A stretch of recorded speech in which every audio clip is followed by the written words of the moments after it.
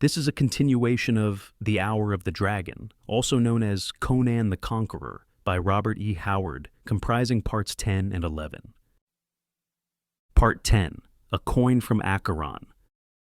Not all his guides entered the chamber. When the door closed, Conan saw only one man standing before him, a slim figure, masked in a black cloak with a hood. This the man threw back, disclosing a pale oval of a face, with calm, delicately chiseled features. The king set Albiona on her feet, but she still clung to him and stared apprehensively about her. The chamber was a large one, with marble walls partly covered with black velvet hangings and thick, rich carpets on the mosaic floor, laved in the soft golden glow of bronze lamps. Conan instinctively laid a hand on his hilt. There was blood on his hand, blood clotted about the mouth of his scabbard, for he had sheathed his blade without cleansing it. "Where are we?" he demanded. The stranger answered with a low, profound bow, in which the suspicious king could detect no trace of irony. "In the temple of Asura, your majesty." Albiona cried out faintly and clung closer to Conan, staring fearfully at the black arched doors, as if expecting the entry of some grisly shape of darkness. "Fear not, my lady," said their guide. "There is nothing here to harm you, vulgar superstition to the contrary. If your monarch was sufficiently convinced of the innocence of our religion to protect us from the persecution of the ignorant, then certainly one of his subjects need have no apprehensions." "Who are you?" demanded Conan. "I am Hadrathus, priest of Asura. One of my followers recognized you when you entered the city and brought the word to me." Conan grunted profanely.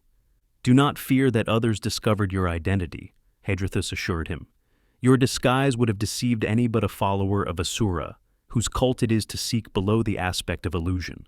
You were followed to the watchtower, and some of my people went into the tunnel to aid you if you returned by that route.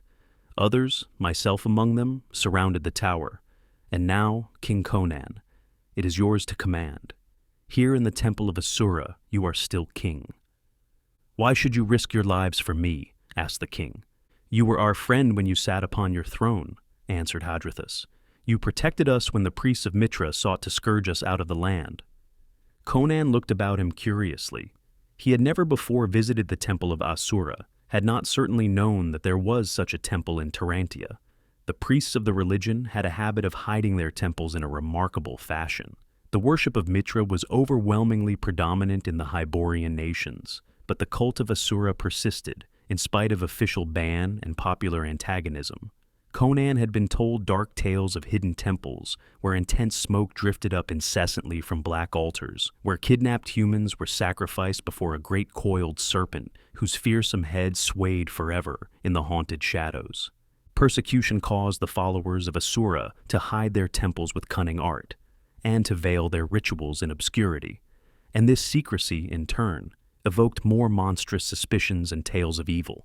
But Conan's was the broad tolerance of the barbarian, and he had refused to persecute the followers of Asura, or to allow the people to do so on no better evidence than was presented against them, rumors and accusations that could not be proven.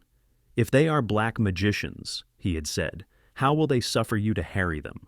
If they are not, there is no evil in them. Crumbs, devils, let men worship what gods they will." At a respectful invitation from Hadrathus, he seated himself on an ivory chair and motioned Albiona to another, but she preferred to sit on a golden stool at his feet, pressing close against his thigh, as if seeking security in the contact. Like most Orthodox followers of Mitra, she had an intuitive horror of the followers and cult of Asura, instilled in her infancy and childhood by wild tales of human sacrifice and anthropomorphic gods shambling through shadowy temples. Hadrathus stood before them, his uncovered head bowed. "What is your wish, your majesty?" "Food first," he grunted, and the priest smote a golden gong with a silver wand. Scarcely had the mellow notes ceased echoing when 4 hooded figures came through a curtained doorway, bearing a great 4-legged silver platter of smoking dishes and crystal vessels. This they set before Conan, bowing low, and the king wiped his hands on the damask and smacked his lips with unconcealed relish. "Beware, your majesty," whispered Albiona. "These folk eat human flesh." "I'll stake my kingdom that this is nothing but honest roast beef," answered Conan. "Come, lass, fall to. You must be hungry after the prison fare." Thus advised, and with the example before her of one whose word was the ultimate law to her, the countess complied and ate ravenously though daintily, while her liege lord tore into the meat joints and guzzled the wine with as much gusto as if he had not already eaten once that night. "You priests are shrewd, Hadrathus," he said, with a great beef bone in his hands and his mouth full of meat. "I'd welcome your service in my campaign to regain my kingdom." Slowly Hadrathus shook his head, and Conan slammed the beef bone down on the table in a gust of impatient wrath. "Crom's devils! What ails the men of Aquilonia? First Servius, now you. Can you do nothing but wag your idiotic heads when I speak of ousting these dogs?" Hadrathus sighed and answered slowly, "My lord, it is ill to say, and I fain would say otherwise, but the freedom of Aquilonia is at an end. Nay, the freedom of the whole world may be at an end. Age follows age in the history of the world, and now we enter an age of horror and slavery, as it was long ago." "What do you mean?" demanded the king uneasily. Hadrathus dropped into a chair and rested his elbows on his thighs, staring at the floor. "It is not alone the rebellious lords of Aquilonia and the armies of Nemedia which are arrayed against you," answered Hadrathus. "It is sorcery, grisly black magic from the grim youth of the world. An awful shape has risen out of the shades of the past, and none can stand before it." "What do you mean?" Conan repeated. "I speak of Zaltotun of Acheron, who died 3,000 years ago, yet walks the earth today." Conan was silent, while in his mind floated an image, the image of a bearded face of calm, inhuman beauty. Again he was haunted by a sense of uneasy familiarity. Acheron, the sound of the word roused instinctive vibrations of memory and associations in his mind. "Acheron," he repeated. "Zaltotun of Acheron, man, are you mad? Acheron has been a myth for more centuries than I can remember. I've often wondered if it ever existed at all." "It was a black reality," answered Hadrathus. "An empire of black magicians, steeped in evil now long forgotten. It was finally overthrown by the Hyborian tribes of the West. The wizards of Acheron practiced foul necromancy. Thaumaturgy of the most evil kind, grisly magic taught them by devils. And of all the sorcerers of that accursed kingdom, none was so great as Zaltotun of Python." "Then how was he ever overthrown?" asked Conan skeptically. "By some means a source of cosmic power which he jealously guarded was stolen and turned against him. That source has been returned to him, and he is invincible." Albiona, hugging the headsman's black cloak about her, stared from the priest to the king, not understanding the conversation. Conan shook his head angrily.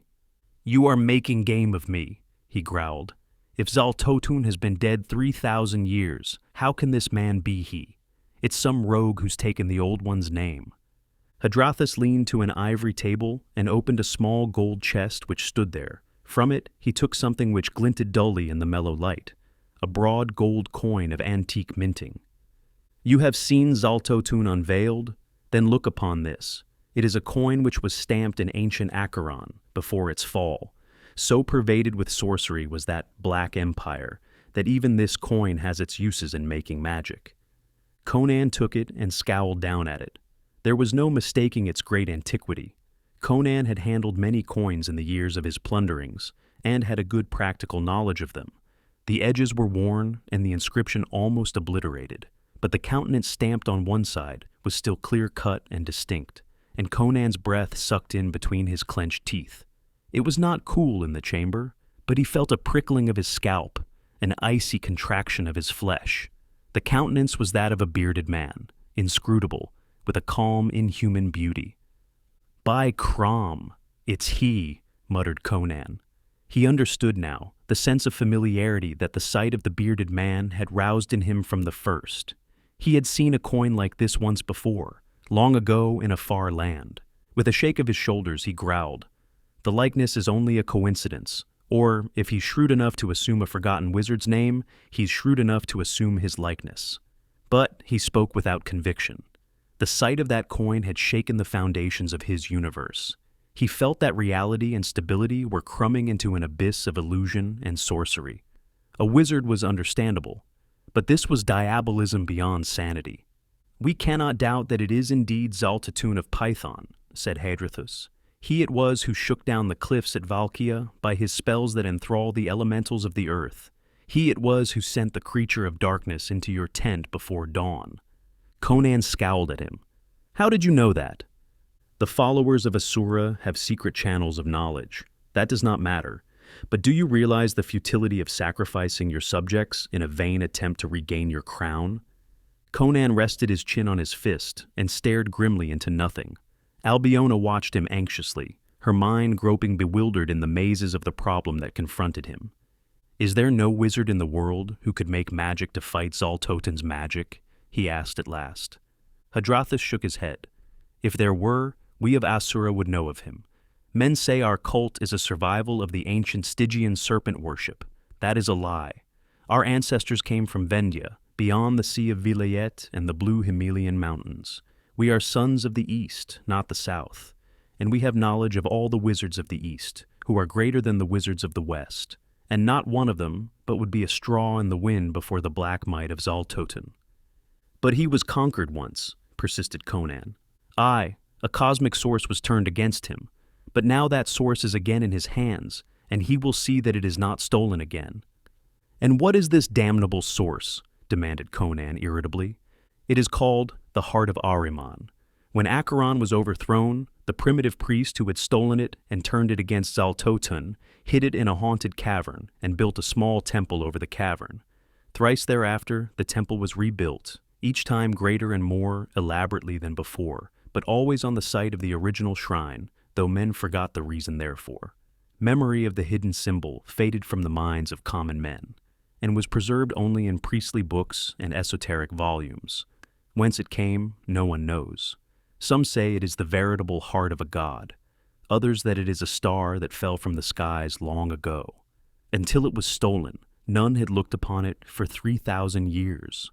When the magic of the Mitraean priests failed against the magic of Zaltotun's acolyte, Altaro, they remembered the ancient legend of the heart, and the high priest and an acolyte went down into the dark and terrible crypt below the temple, into which no priest had descended for 3,000 years.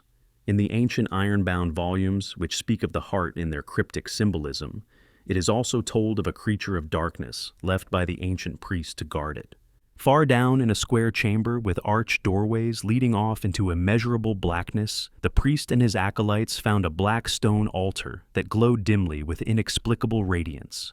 On that altar lay a curious gold vessel, like a double-valved seashell, which clung to the stone like a barnacle, but it gaped open and empty. The heart of Ahriman was gone.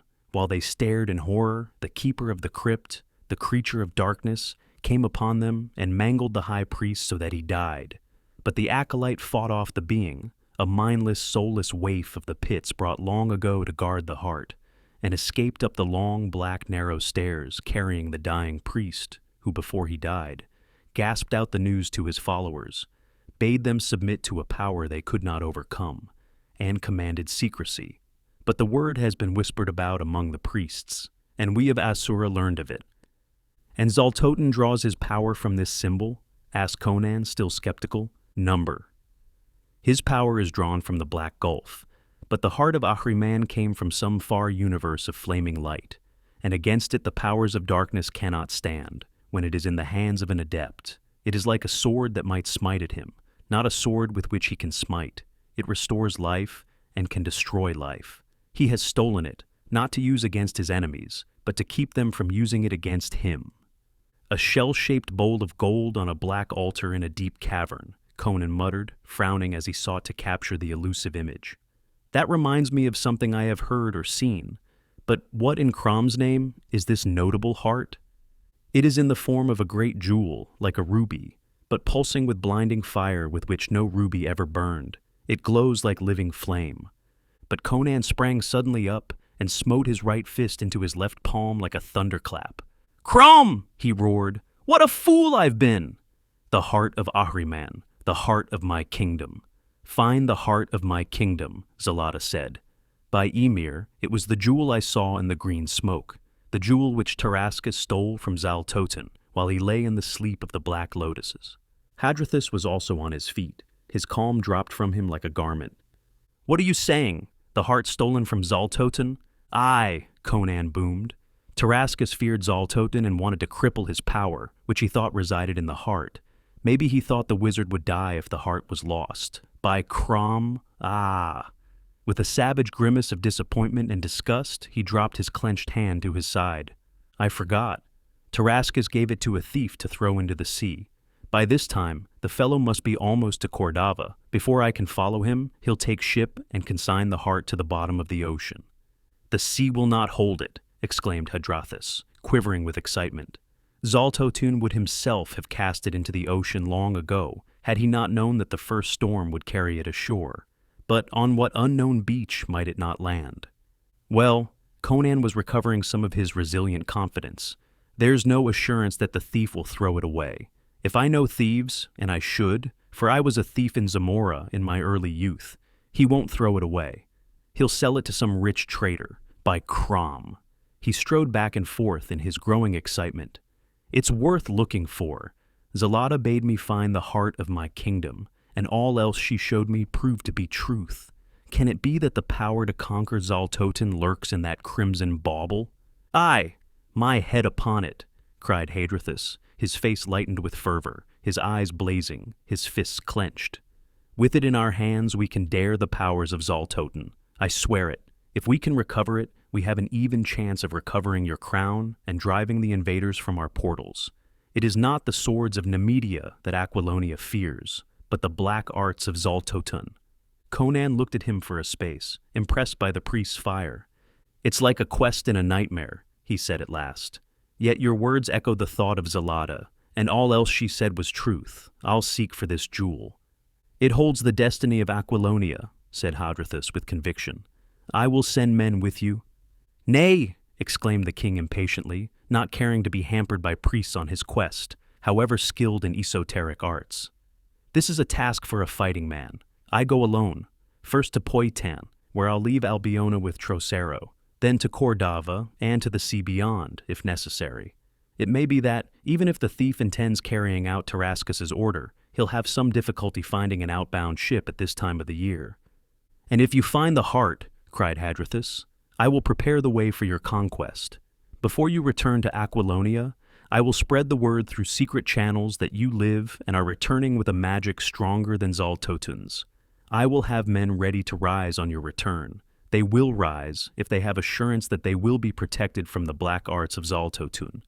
And I will aid you on your journey. He rose and struck a gong. A secret tunnel leads from beneath this temple to a place outside the city wall. You shall go to Poitan on a pilgrim's boat. None will dare molest you. As you will.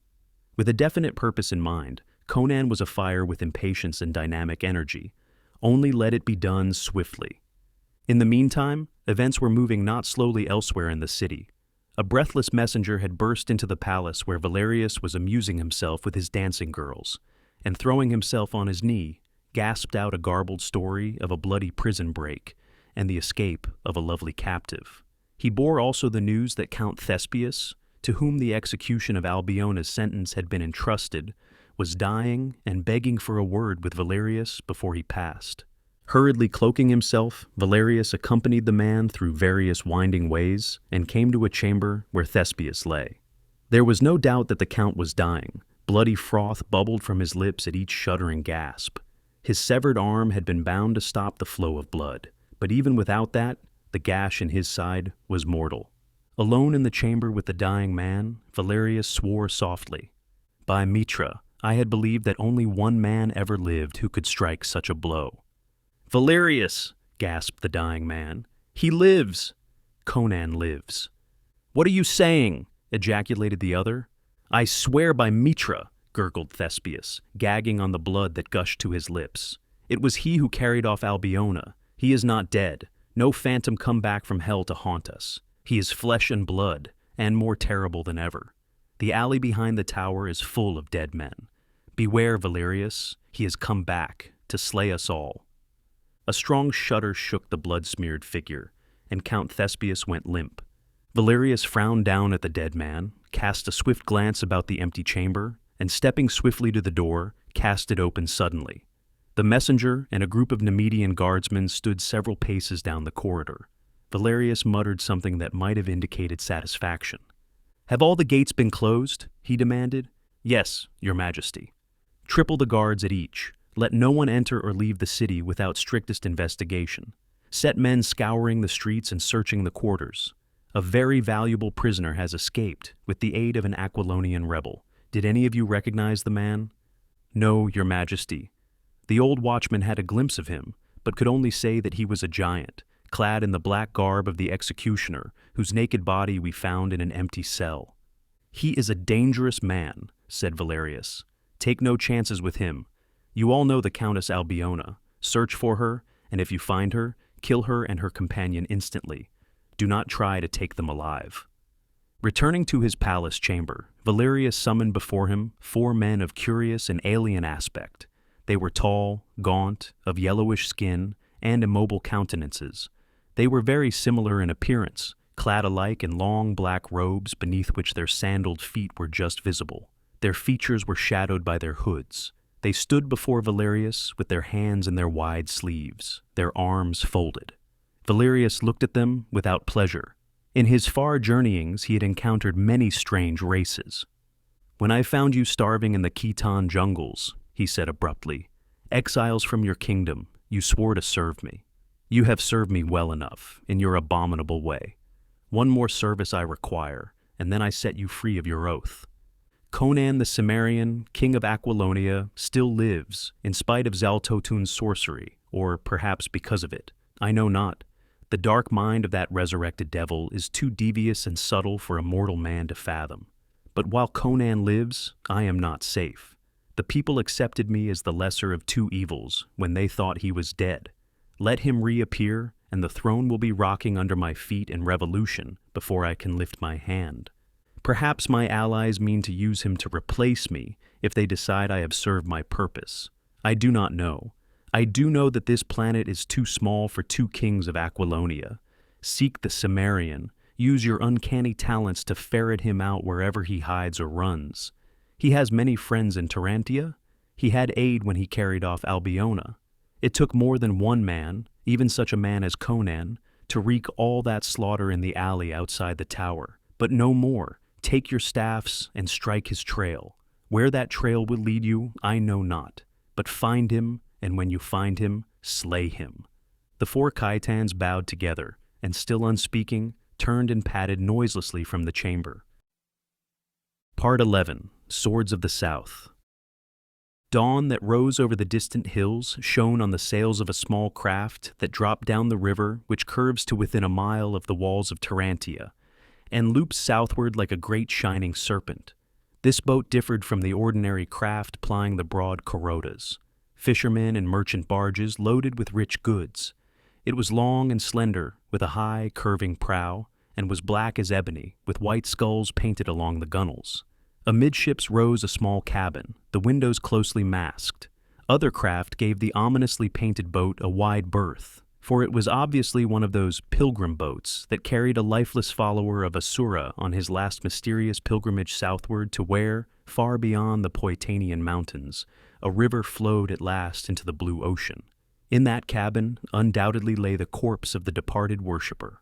All men were familiar with the sight of those gloomy craft, and the most fanatical votary of Mitra would not dare touch or interfere with their somber voyages. Where the ultimate destination lay, men did not know.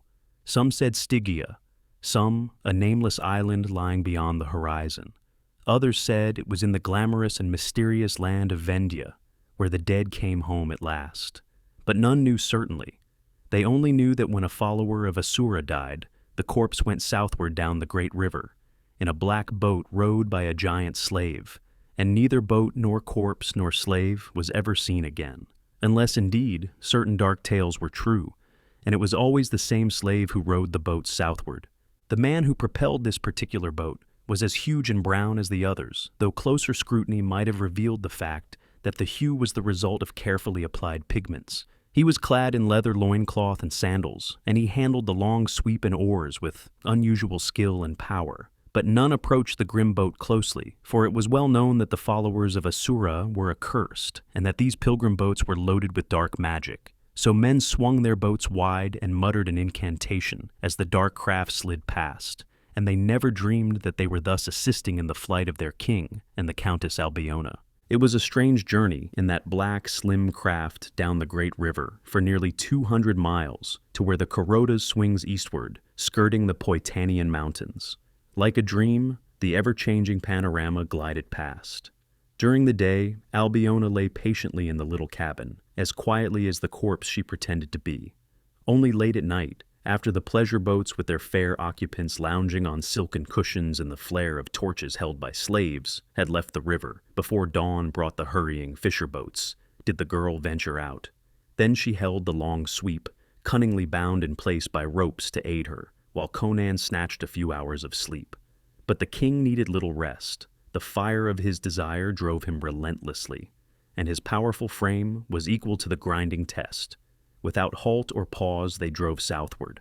So down the river they fled, through nights when the flowing current mirrored the million stars, and through days of golden sunlight, leaving winter behind them as they sped southward. They passed cities in the night, above which throbbed and pulsed the reflection of the myriad lights, lordly river villas and fertile groves. So at last the blue mountains of Poitin rose above them, tier above tier, like ramparts of the gods, and the great river, swerving from those turreted cliffs, swept thunderously through the marching hills, with many a rapid and foaming cataract. Conan scanned the shoreline closely, and finally swung the long sweep and headed inshore at a point where a neck of land jutted into the water, and fir trees grew in a curiously symmetrical ring about a gray, strangely shaped rock. How these boats ride those falls we hear roaring ahead of us is more than I can see, he grunted. Hadrathis said they did, but here's where we halt. He said a man would be waiting for us with horses, but I don't see anyone.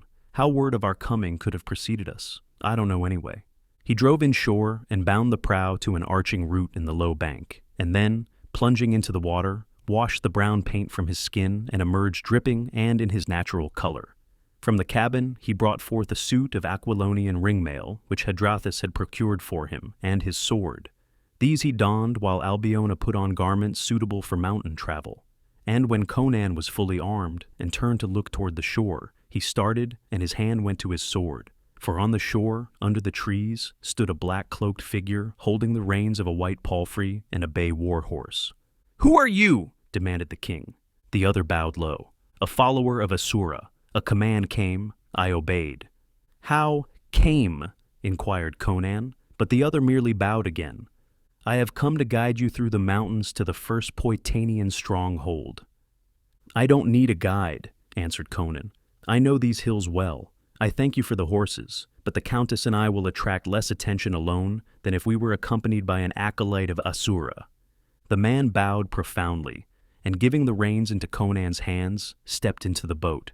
Casting off, he floated down the swift current toward the distant roar of the unseen rapids. With a baffled shake of his head, Conan lifted the Countess into the palfrey's saddle, and then mounted the warhorse and reined toward the summits that castellated the sky. The rolling country at the foot of the towering mountains was now a borderland, in a state of turmoil, where the barons reverted to feudal practices, and bands of outlaws roamed unhindered. Poitin had not formally declared her separation from Aquilonia, but she was now, to all intents, a self-contained kingdom, ruled by her hereditary count, Trotero. The rolling south country had submitted nominally to Valerius, but he had not attempted to force the passes guarded by strongholds where the crimson leopard banner of Poitin waved defiantly. The king and his fair companion rode up the long blue slopes in the soft evening. As they mounted higher, the rolling country spread out like a vast purple mantle far beneath them, shot with the shine of rivers and lakes, the yellow glint of broad fields, and the white gleam of distant towers. Ahead of them, and far above, they glimpsed the first of the Poitanian holds, a strong fortress dominating a narrow pass, the crimson banner streaming against the clear blue sky. Before they reached it, a band of knights in burnished armor rode from among the trees, and their leader sternly ordered the travelers to halt. They were tall men, with the dark eyes and raven locks of the south. "Halt, sir, and state your business and why you ride toward Poitin." "Is Poitin in revolt, then?" asked Conan, watching the other closely. "That a man in Aquilonian harness is halted and questioned like a foreigner?" "Many rogues ride out of Aquilonia these days, answered the other coldly. As for revolt, if you mean the repudiation of a usurper, then Poitain is in revolt. We had rather serve the memory of a dead man than the scepter of a living dog.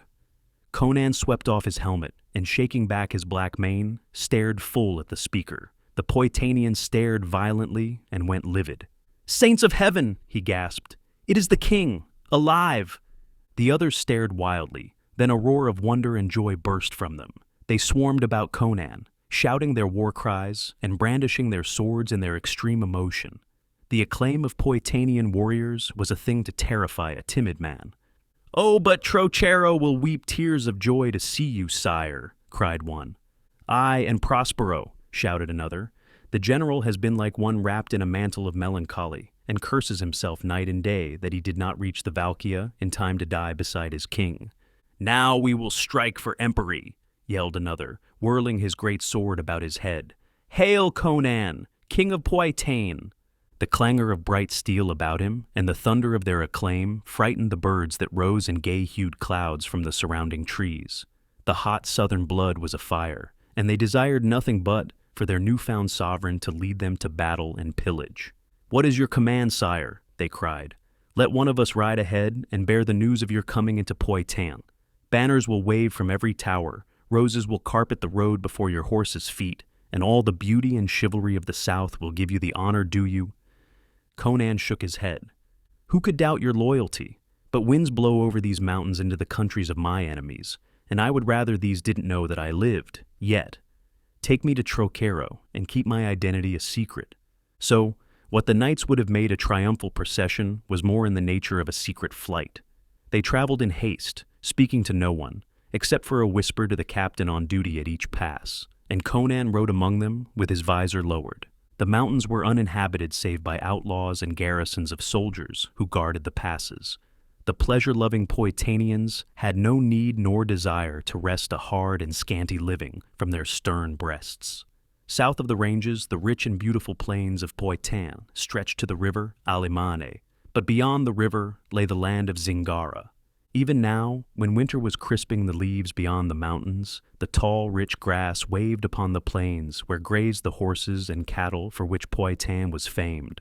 Palm trees and orange groves smiled in the sun, and the gorgeous purple and gold and crimson towers of castles and cities reflected the golden light. It was a land of warmth and plenty, of beautiful men and ferocious warriors.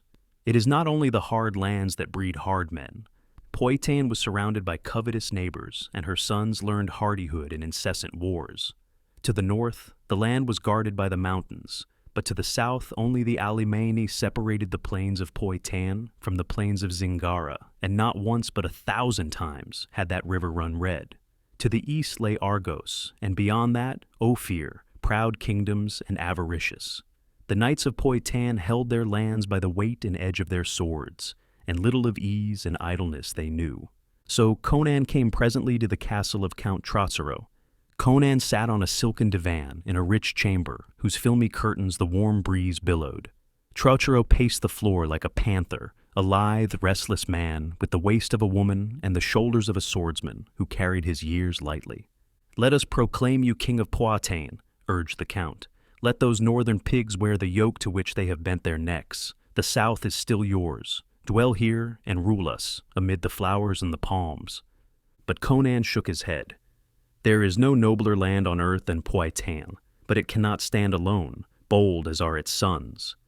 "It did stand alone for generations," retorted Trocero, with the quick, jealous pride of his breed. "We were not always a part of Aquilonia." "I know, but conditions are not as they were then, when all kingdoms were broken into principalities which warred with each other. The days of dukedoms and free cities are past. The days of empires are upon us. Rulers are dreaming imperial dreams, and only in unity is their strength." "Then let us unite Zingara with Poitain," argued Trocero. "Half a dozen princes strive against each other, and the country is torn asunder by civil wars. We will conquer it, province by province, and add it to your dominions. Then with the aid of the Zingarans, we will conquer Argos and Ophir. We will build an empire. And again Conan shook his head. "Let others dream imperial dreams. I but wish to hold what is mine. I have no desire to rule an empire welded together by blood and fire. It's one thing to seize a throne with the aid of its subjects and rule them with their consent. It's another to subjugate a foreign realm and rule it by fear. I don't wish to be another Valerius. No, Trocero, I'll rule all Aquilonia and no more, or I'll rule nothing. Then lead us over the mountains and we will smite the Nemedians. Conan's fierce eyes glowed with appreciation. No, Trocero, it would be a vain sacrifice. I've told you what I must do to regain my kingdom. I must find the heart of Ahriman. But this is madness, protested Trocero. The maunderings of a heretical priest, the mumblings of a mad witch woman. You were not in my tent before Valkia, answered Conan grimly, involuntarily glancing at his right wrist, on which blue marks still showed faintly. You didn't see the cliffs thunder down to crush the flower of my army. No, Trocero, I've been convinced. Xaltotun's no mortal man, and only with the heart of Ahriman can I stand against him. So I'm riding to Cordava, alone. But that is dangerous, protested Trocero. Life is dangerous, rumbled the king. I won't go as king of Aquilonia, or even as a knight of Poitan, but as a wandering mercenary, as I rode in Zingara in the old days.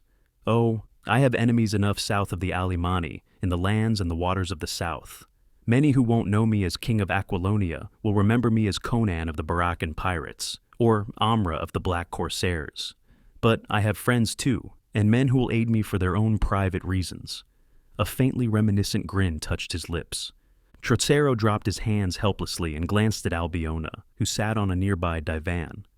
I understand your doubts, my lord, said she, but I too saw the coin in the temple of Asura, and look you, Hadrathus said it was dated 500 years before the fall of Acheron.